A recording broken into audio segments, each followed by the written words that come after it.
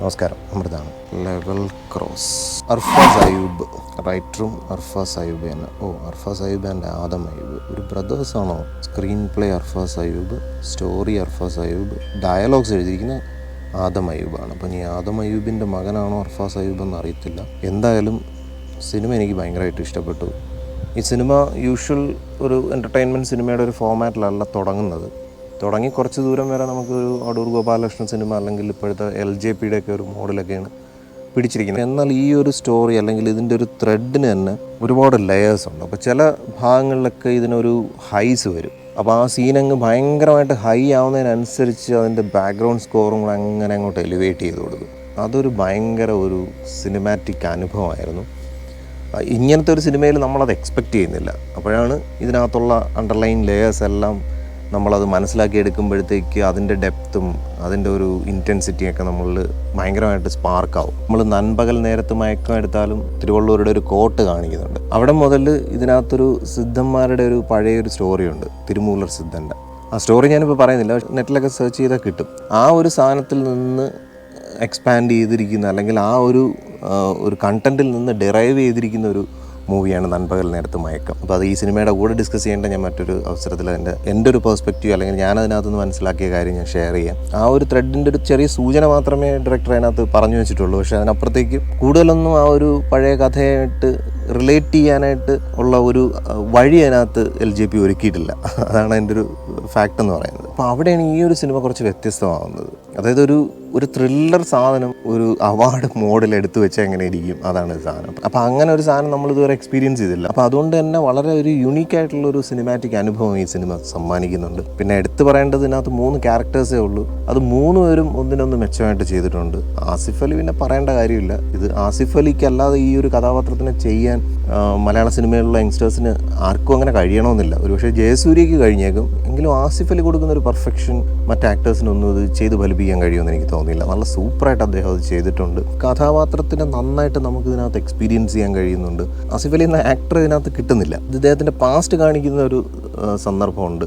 അവിടെ പോലും ഇതേ ഒരു സാധനത്തിൻ്റെ ഒരു യങ്ങർ ഏജാണ് ആ കാണിച്ചത്. അപ്പോൾ അവിടെയൊക്കെ ഒരു മൈന്യൂട്ട് എക്സ്പ്രഷനിൽ പോലും ഒരു ചെറിയ ജസ്റ്റേഴ്സിൽ പോലും ആ ഒരു കഥാപാത്രത്തിനെ അദ്ദേഹം ഉൾക്കൊണ്ടിരിക്കുന്നത് ഭയങ്കര ഒരു അൾട്ടിമേറ്റ് പെർഫെക്ഷനാണ്. ഒരു പെർഫെക്ഷൻ അറ്റ് ഇറ്റ്സ് ഹൈറ്റ്സ് എന്ന് പറയാം. ആ രീതിയിൽ അദ്ദേഹം അത് പിടിച്ചിട്ടുണ്ട്. അത് തന്നെയാണ് ഈ സിനിമയുടെ ഏറ്റവും നല്ല ബ്യൂട്ടി ആയിട്ട് തോന്നിയത്. പിന്നെ അമല പോൾ ആയിരുന്നാലും പുള്ളിക്കാരത്തെയൊക്കെ അവർക്ക് വേണ്ടിയിട്ടുള്ള ടൈപ്പ് ഓഫ് കഥാപാത്രങ്ങളാണിത്. അതുകൊണ്ട് തന്നെ അതിനകത്ത് മാക്സിമം അവരുടെ ഒരു ഔട്ട്പുട്ട് അതിനകത്ത് കൊണ്ടുവരാൻ മാക്സിമം ത്രോട്ടിൽ ചെയ്ത് അതിൻ്റെ ഔട്ട്പുട്ട് എടുക്കാൻ അവർ ശ്രമിച്ചിട്ടുണ്ട്. ഡയറക്ടറുടെ സൈഡിൽ നിന്നായിരുന്നാലും ആ ഒരു ആക്ട്രസിനെ മാക്സിമം എക്സ്പ്ലോർ ചെയ്തിട്ടുണ്ട്. പിന്നെ നമ്മുടെ പ്രേമത്തിലൊക്കെ വന്നു, അദ്ദേഹത്തിൻ്റെ പേരെനിക്ക് പെട്ടെന്ന് കിട്ടുന്നില്ല. പക്ഷേ അദ്ദേഹം ഇതിനകത്ത് നന്നായിട്ട് അദ്ദേഹം ആ ഒരു കഥാപാത്രത്തിനെ നന്നായിട്ട് അദ്ദേഹം അവതരിപ്പിച്ചിട്ടുണ്ട്.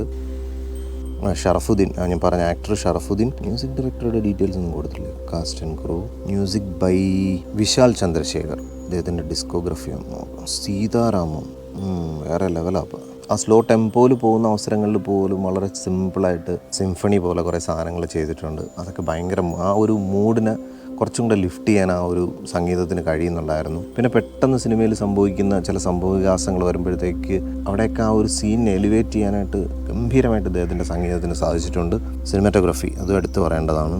അപ്പു പ്രഭാകർ. ഇതിനകത്തുള്ള എല്ലാ കാസ്റ്റ് ആൻഡ് ക്രൂ അവരുടെ എല്ലാവരുടെയും ഒരു ജോയിൻ്റ് എഫേർട്ടാണ്. എനിക്ക് തോന്നുന്നു വേറെ ഏതോ രാജ്യത്ത് വെച്ചാണ് ഷൂട്ട് ചെയ്തിരിക്കുന്നത്. മരുഭൂമി പോലത്തെ ഒരു സ്ഥലത്താണ് ഇത് ഷൂട്ട് ചെയ്തിരിക്കുന്നത്. അപ്പോൾ അവിടെ പോയി സെറ്റൊക്കെ നല്ല ഗ്രാൻഡായിട്ട് ഇട്ടിട്ടുണ്ട്. പിന്നെ ട്രെയിൻ പോണ കാണിക്കുന്നുണ്ട്. ഒരൊറ്റ ട്രെയിൻ ഇങ്ങനെ പാസ് ചെയ്ത് പോണതാണ് കാണിക്കുന്നത്. പക്ഷേ ആ ട്രെയിൻ പക്ക VFX ആയിട്ടാണ് എനിക്ക് തോന്നിയത്. ആ ഒരു സ്ഥലത്ത് ട്രെയിൻ അങ്ങനെ ഓടുന്ന ഒരു സ്ഥലമായിട്ട് എനിക്ക് തോന്നിയില്ല. അപ്പോൾ അത് VFX ചെയ്തിരിക്കുന്നതാണ്. പക്ഷേ എങ്കിലും അത് ഒരു രീതിയിൽ മനസ്സിലാകാത്ത രീതിയിൽ ഒരു VFX ചെയ്തിട്ടുണ്ട്. നമ്മൾ പിന്നെ അത്രയും മൈക്രോ ആയിട്ട് അനലൈസ് ചെയ്തുകൊണ്ട് അത് VFX ആണെന്ന് മനസ്സിലായി. പിന്നെ ഒരു ക്യാമറ ഇങ്ങനെ ട്രെയിനിൻ്റെ മുമ്പ് കൊണ്ടുവച്ചെടുത്തിരിക്കുന്ന ഒരു ഷോട്ടുണ്ട്. അപ്പോൾ അത് എത്ര താഴ്ന്ന ലോ ആംഗിളിൽ എടുത്താലും ആ ട്രെയിൻ വന്നിടിച്ച ക്യാമറയുടെ പരിപ്പ് പോകും. അപ്പോൾ അത് കണ്ടപ്പോഴത്തേക്ക് അത് VFX ആണെന്ന് മനസ്സിലായി. എനിക്ക് തുടക്കത്തിൽ കുറച്ച് ദൂരം സഞ്ചരിച്ചപ്പോഴത്തേക്ക് എനിക്കിതൊരു LJP മോഡ്, ഒരു പഴയ അടൂർ ഗോപാലകൃഷ്ണൻ സിനിമയുടെ ഒരു മൂഡായിരിക്കും എന്ന് വിചാരിച്ചെങ്കിലും പിന്നെ ഇതിനകത്ത് അങ്ങോട്ട് ഓരോരോ അമല പോൾ വരുന്നിടത്തു നിന്ന് ഈ സിനിമ അങ്ങോട്ട് തുടങ്ങുകയാണ്. ഇതിൻ്റെ ഓരോരോ ഡയമെൻഷൻസൊക്കെ കാണാൻ തുടങ്ങുകയാണ് നമ്മൾ. അതുവരെ ആസിഫ് അലിയുടെ ഒരു ലൈഫ് സ്റ്റൈൽ മാത്രം ഇങ്ങനെ കാണിച്ചൊക്കെയാണ് തുടങ്ങുന്നത്. ഇൻട്രോ അങ്ങനെയാണ്. ആ ഒരു കഥാപാത്രത്തിനെ നന്നായിട്ട് എസ്റ്റാബ്ലിഷ് ചെയ്തിട്ടാണ് ഈ ഒരു കഥാപാത്രം ഇതിനകത്ത് വരുന്നത്. അപ്പോൾ അവിടെ മുതൽ പിന്നെ ട്വിസ്റ്റ് ആൻഡ് ടേൺസിൻ്റെ ഒരു ഘോഷയാത്രയാണ്. അത് അവസാനം പോലും ഒരു ഗംഭീര ട്വിസ്റ്റ് ഉണ്ട്. അവിടെ കുറച്ച് കൺഫ്യൂഷൻ ഇട്ടാണ് നിർത്തിയിരിക്കുന്നത്. അപ്പോൾ എന്തായാലും സിനിമ നല്ലൊരു തിയേറ്റർ അനുഭവമായിരുന്നു. പിന്നെ കുട്ടികൾക്കുള്ള സിനിമയായിട്ട് എനിക്ക് തോന്നിയില്ല. നല്ല തിയേറ്റർ ചൂസ് ചെയ്ത് തന്നെ കാണണം. കാരണം ഇതിനകത്ത് ഒരുപാട് സിങ് സൗണ്ട് യൂസ് ചെയ്തിട്ടുണ്ട്. ഒറിജിനൽ ലൈവ് സൗണ്ട് റെക്കോർഡിങ്സ് ഉണ്ട്.